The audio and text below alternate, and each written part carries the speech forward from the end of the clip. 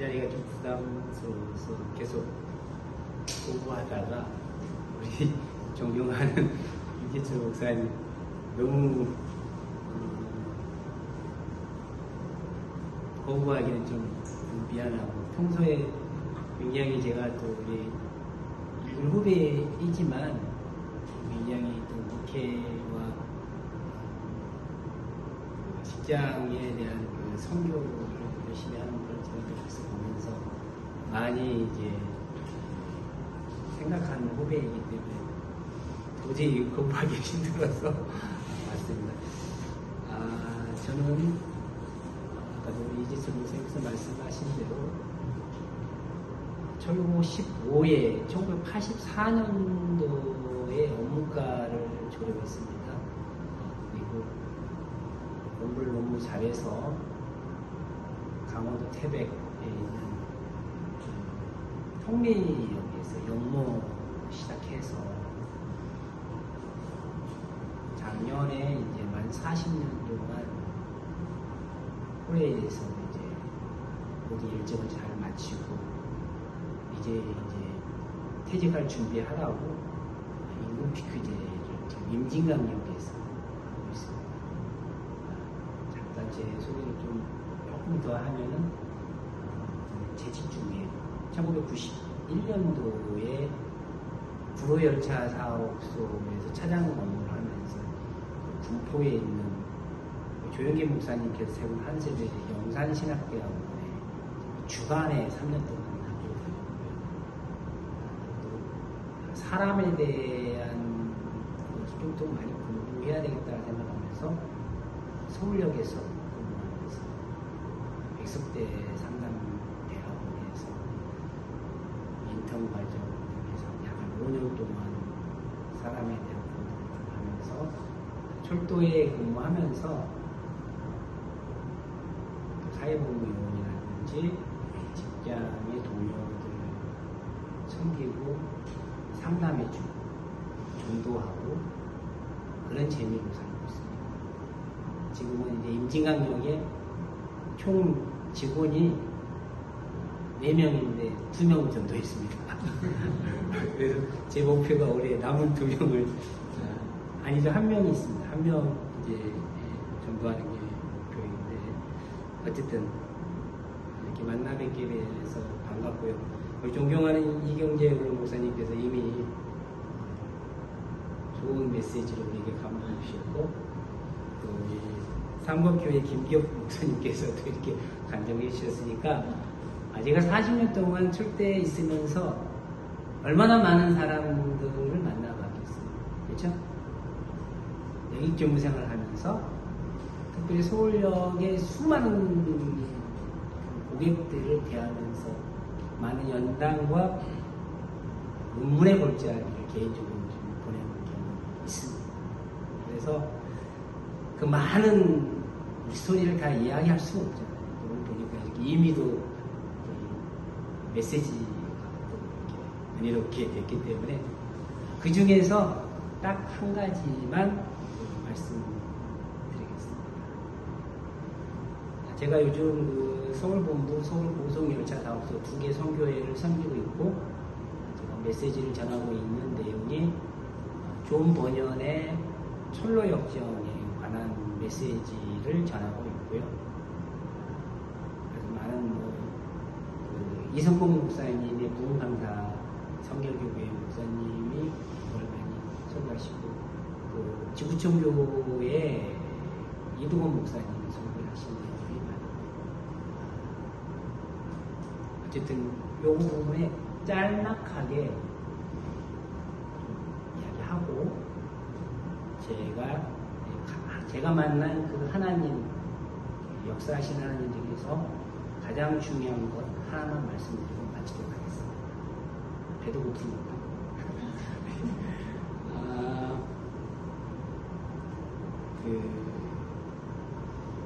철로 역정은 스펄전 목사님이 약 100번 정도 읽었다고 하는데, 저는 3번 읽었어요. 앞으로 목표가 최소한 10번은 읽어야 되지 않을까. 왜냐하면 성경에 가는 곳마다 철로 역정을 다 번역하고 전파했기 때문에 이거 굉장히 중요한 거라고 생각하면서 열심히 읽고 있고 또 이것을 설교로 제가 하고 있고 이미 이제 절반 정도 설교를 했는데 이 주인공 원래 은혜 온씀이라는 주인공이 나중에 크리스찬이 되는데 이분이 장망성에서 성경을 읽다가 자신이 죄인임을 깨닫고 이제 순례길, 구도의 길을 걸어가게 되죠. 그래서 세속현장, 도덕촌으로 이제 지나가게 되고 좁은 길로 가게 되고 그 다음에 이제 십자가의 언덕에서 하나님을 만나게 된 이야기가 있고 그리고 나서 이제 고난의 언덕을 지나서 아름다운 집을 이제 뜻밖의 만나게 되죠. 그래서 아름다운 집이라는 것은 교회를 상징합니다. 여기서부터 조금 이야기하고 제 얘기를 하겠습니다. 이 교회에서 아름다운 집에서 이 크리스찬이 첫 번째 방에 평화의 방, 이곳에서 모든 여정 가운데 상처받고 힘든 육체를 치료받죠. 두 번째 방이 서재인데 이 아름다운 집의 주인인 예수 그리스도시죠. 이 아름다운 집의 주인에 관한 그리고 믿음의 선진들의 경험들을 쓴 책들을 통해서 지혜와 지식과 교훈을 남은 순례자의 여정을 위해서 힘을 냅니다. 세 번째 방의 무기고입니다. 거기서 머리에 구원의 투구, 의의 흉배, 그리고 평안을 예배한 신고, 또 진리의 허리띠, 믿음의 방패와 성령의 검을 무장하고 그 새로운 순례자의 여정을 위해서 떠나게 됩니다. 근데 떠난 지 얼마 되지 않아서 곧바로 내리막길에 이르고요. 그곳이 바로 경손의 골짜기입니다. 자, 우리 인생에 있어서 저도 이제 60이 됐는데 60년을 살아보니까 인생이 만만치는 않더라고요. 그래서 모든 여기 젊으신 선교사님 자리 온 뒤에 있는데 인생에 있어서 이 골짜기가 있어요. 절대로 이 골짜기는 우리 대학교에서 전공 필수와 전공 교양은 해도 그만 안 해도 그만이 아니라 무조건 선택해야 돼요. 누구에게나 필수 과목이에요. 크리스찬이 여기에서 겸손의 골짜기에서 아볼로를 만나게 됩니다. 아볼로는 마귀로 표현할 수도 있고 좀 보면은 물고기의 그 비닐로 덮어 있고 용의 날개가 붙어 있고 발은 곰과 같은 발 그리고 입은 사자의 입 그리고 배에서 검은 연기와 불이 또 나는 존재 이렇게 이야기하고 있습니다. 그래서 이 아볼로온과 전쟁을 치르게 되는데 이 아볼로온이 크리스찬을 향해서 불화살을 쏘는데 쏘나피처럼 쏘. 그러니까 감당할 수가 없는 거예요. 결국 그래서 어떻게 됩니까? 머리와 몸에 약간의 상처를 입게 되는 거죠. 도저히 이제 쏘나피와 같은 그 불화살에 견딜 수 없기 때문에 자신의 힘으로는 도저히 감당할 수 없구나라는 생각을 하고 하나님을 바라보고 의지하게 되죠. 하나님의 도움을 요청했을 때 하나님께서 긍휼히 여겨주셔서 능력을 주심으로 말미암아 아볼로온을 물리치게 됩니다. 자, 우리 인생에 있어서 하나님께서 반드시 순례자들, 우리 모두 다 순례자들이에요. 그런데 내 뜻대로 되지 않아요. 하나님께서는 낮은 자리, 그리고 조용한 골짜기, 또 우리가 쥐고 있는 이 손에 있는 게 많잖아요. 돈, 명예, 스펙, 이런 것들.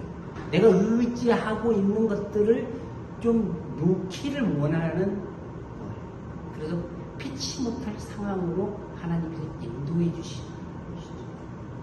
그래서 이 크리스찬도 겸손에 골자하기 위해서 하나님께서 어떻게 하냐면은 치명적이지 않지만은 약간의, 아주 약간의 상처를 허용하심으로 하나님을 의지하게 하고, 그래서 그 의지함으로 말미암아 은혜를 받게 하고 겸손하게 합니다. 이게 제가 오늘 말씀하고자 하는 메시지고 제 간증의 내용입니다. 제가 이제 임진강 역을 부역장 생활을 2년 마치고 서울역에 신호회가 있다는 정보를 듣고 지원해서 갔어요. 그게 97년도 1월 1일이었어요. 엄동산. 단지 다른 정보는 신경 쓰지 않고 신호회 활동을 할 수 있다는 것 때문에 막상 갔더니 외근 팀장으로 발령을 받았는데 제가 VIP, 대통령 등 VIP를 담당하는 영접하는 그런 일을 맡았고, 또 한 가지는 이 노숙자 관리. 서울역에 이 노숙자가 진을 치고 술을 마시고 담배를 피우고 서로 싸우고 일반 그 여행하는 고객들에게 항상 막걸리 값을 챙기기 위해서 손을 벌릴 일들이 다 반사했어요. 그래서 그 당시에는 노숙자에 대한 처리 매뉴얼이 없었지만 선배들이 가르쳐 준 대로 했어요. 출두사법경찰과 또 사회복무가 함께 늘 그들을 쫓아내는 일들, 그리고 술을 마시고 쓰러져 있으면 119를 불러야 되고 주변에 있는 복지센터, 다시쓰기 센터가 있어요. 불러서 그들하고 조인시키는 일이 있어요. 자, 어느 날 제가 야간 근무를 하고 출근했고요. 19시에 출발해서 이제 일들을 다 마치면 서울역은 새벽 1시면은 다 밖으로 내보내요. 노숙자. 그래서 다 정리를 하고 잠깐 잠을 자고 새벽 4시에는 영업되면 문을 열게 됩니다. 노숙자들이 한 3시간 동안 밖에서 어디 갈 데가 없으니까 있다가 참고 있다가 또 딱 스탠바이 하다가 또 들어오고 이런 환경이에요. 그러니까 1번 출구를 쫓아내면 2번으로 들어오고 2번 출구로 내면 4번으로 들어오니까 제가 이제 거기에 너무 힘드니까 이거 잘못 선택했다고 해서 본부에다가 내신을 냈어요. 온지 한 6개월 채 안 돼갖고 내신을 내서 저 다른 데로 보내주세요. 도저히 제가 일을 못하겠습니다. 감당하기 힘듭니다. 내 체질이 안 맞습니다. 이러니까 갈 때는 내 마음대로 갈 수 있었지만 떠날 수가 없는 거예요. 얼마나 사랑을. 그렇게 시간이 흘러서 제가 내근 팀장이 됐기 때문에 노숙자 단속에서 좀 자유로움이 있었는데, 그날 내근 팀장 가운데 사실은 노숙자 정리를 안 해도 되는데 외근 팀장이 유고가 되는 상황으로 제가 그 이길 7시에 또 합동점검을 하게 됐어요. 합동점검은 철도사법경찰과 사회복무위원 그리고 팀장들과 함께 직원들과 함께 하는데 한 바퀴 뺑 돌고 2번 출구 쪽에 유신 그 보관함 쪽 있는 곳에 남자 노숙자가 쓰러져 있었어요. 가서 이제 확인을 해보니까 굉장히 많은 술 냄새가 풍겼고요. 그리고 이제 이렇게 보니까 숨을 쉬고 있고 그러는데 7시 반쯤이면은 본부장이 꼭 2번 출구로 해서 동선으로 이렇게 본부실로 가게끔 되어 있어요. 근데 만약에 거기에 노숙자가 있다. 난리가 나요. 등등 늘 그런 상황 속에 있어서 119를 불러도 노숙자라고 하면 오지를 않아요. 그리고 다시 서기 센터에 보낼 수가 없어요. 왜냐하면 인권 문제 때문에 본인이 들어가고자 할 때만 들어갈 수 있는 거예요. 그래서 일단은 출입길 때까지 기다려야 되니까 저쪽 가장자리를 좀 옮겨놔라고 했던 게 2번 출구 캐노피 있는 쪽에다가 옮겨놨어요. 그러고 나서 이제 정신없이 일을 하다 보니까 교대가 됐고, 교대했는데 이게 이제 다음 조에, 주간조에 이 노숙자에 대한 신고가 들어가고 사회복무 요원인 이 노숙자를 휠체어에다 태워서 거기에서 한 200m 되는 곳에 과성교에다가 옮겨놨어요. 근데 거기에 노숙자가 아지트가 과성교. 다이서기 센터에 있는 직원들이 거기에 이제 돌아다니면서 사역을 하는데 이 친구가 좀 상태가 안 좋으니까 병원에 이제 실어가. 근데 죽었어요. 근데 부검을 했어요. 부검을 해보니까 갈비뼈가 30개 이상이 골절된 그것 때문에 사망하게 됩니다. 서울역에 있는 모든 CCTV를 다 뒤져봤어요. 누가 붙어있는 거. 근데 아무것도 단서를 찾을 수가 없어요. 근데 결국은 어떻게 됐냐면은 그 노숙자를 직접 태워다가 과성교에다 옮겨놓은 사회복무요원 1명, 그리고 공익요원을 관리감독하는데 책임자 누구냐면 박 과장, 이렇게 해서 검찰에 기소했어요. 검찰에 가서 조사를 받고, 그리고 또 그게 이제 법원에 재판을 받게끔 됐어요. 그 경찰서의 조사와 검찰의 조사, 그리고 법원 1심, 2심, 대법원까지 가는데 약 2년, 한 1개월 정도 시간이 걸렸습니다. 저는 굉장히 그 당시에 너무 힘들었어요. 너무 힘든 것을 제가 어떻게 표현할 수 있냐면은, 아마 다윗이 오늘 말씀해 주셨는데, 다윗이 저는 그 자기 자연 어른한테 쫓겨다녔잖아요. 사울왕의 칼에 13년 동안 쫓겨다녔는데 그 마사다 요새로 계속 피해 다녔죠. 내가 이 시편을 읽어보니까 그 다윗의 마음을 느껴지게 됩니다. 다윗이 이렇게. 그 시편의 모든 다윗의 고백이, 하나님, 나 좀 살려주세요. 이게 다예요. 나 좀 살려주세요. 저도 2년 동안 하나님 나를 도와주세요. 나는 힘이 없습니다. 너무 억울합니다. 하나님 뜻이 무엇입니까? 라는 그런 기도를 계속 드렸어요. 그래서 제가 붙잡고 있는 말씀이 그 당시에 시편 23편이었습니다. 여호와는 나의 목자시니 내게 부족함이 없습니다. 나를 푸른 풀밭에 누이시며 신만한 물가로 인도하십니다. 내 영혼을 소생시키고 자기 이름을 위하여 의의 길로 인도하십니다. 내가 사망의 음침한 골짜기를 다닐지라도 해를 두려워하지 않을 것을 주께서 나와 함께 하십니다. 이 말씀을 붙잡고 에베소 6장 18절입니다. 모든 기도와 간구를 하되 항상 성령 안에서 기도하고 이를 위하여 깨어 구하기를 항상 힘쓰며 어떤 성도를 위하여 구하고, 이 약속의 말씀 붙잡고 2년을 기도 생활을 했어요. 여기 보면 모든 기도의 단어에 제가 집중했습니다. 짧은 기도, 긴 기도, 묵상 기도, 부르짖는 기도, 철야 기도, 금식 기도. 오살리 기도원이 제 집에 가까우니까 수시로 드나들었어요. 그 기간 동안 제가 제 마음속에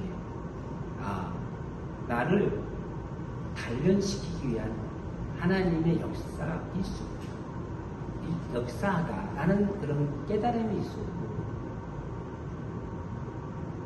그리고 하나님의 그 마음, 하나님이 생각하는 그 목자의 마음을 갖도록 하는 시간들이 아니었나, 그런 생각을 갖게 되었어요. 그래서 2년 동안의 그 기도 생활이 저를 이만큼이라도 성숙해지고 성장되고 하나님의 마음을 조금이라도 이해할 수 있게 되었어요. 그래서 말씀을 이제 마치고자 하는데, 우리가 반드시 골짜기를 통과해야 되잖아요. 여기 계신 분 중에 가정의 문제, 직장의 문제, 부부의 문제, 건강의 문제, 누구나 다 그렇습니다. 이게 어떻게 보면 다 자기에게 하나님께서 허락하신 광야이고 겸손의 골짜기를 지나가는 과정이라고 좀 생각합니다. 그래서 하나님께서 우리들을 향해서 하나님의 그 성품과 마음을 갖기를 원하시고 끝까지 이 순례자의 길이 도달할 때까지 그걸 원하시거든요. 그래서 절대 포기하지 마시고 기도로 승부하셔야 돼요. 히브리 11장 6절에 있는 말씀을 저는 믿습니다. 믿음이 없이는 하나님을 기쁘시게 못하나니 하나님께 나아가는 자는 그가 계신 것과 자기를 참는 자들에게 상 주시는 것을 믿어야 할지. 저는 이 약속의 말씀 붙잡고 지금까지 순례자의 길을 걸어왔고요. 또 제가 직장 선교사로서 코레일에서 전도하면서 상담하면서 또 설교 사역을 감당하고 있습니다. 여러분도 순례자의 길을 끝까지 시온성에 도달할 때까지 믿음 잃지 않고 승리하는 모두가 되기를 축복합니다. 잠시 기도하겠습니다. 하나님 아버지, 이 부족한 지원이 서울역의 노숙자 사건에 관한 간증을 하였습니다. 하나님, 우리 모두가 순례자들인데 믿음 잃지 않고 이 골짜기를 지나갈 때, 눈물의 사망의 골짜기, 겸손의 골짜기를 지나갈 때 인본주의적이고 세속적인 것들을 의지하지 않고 믿음으로, 말씀으로, 모든 기도로 끝까지 승리하고 하나님께서 원하시는 그런 시온성에 입성할 수 있도록 우리 모두에게 기름 부어 주시옵소서. 성령 충만함을 주시옵소서. 이수의 보혈을 덮어 주시옵소서. 축복하며 예수님 이름으로 기도합니다.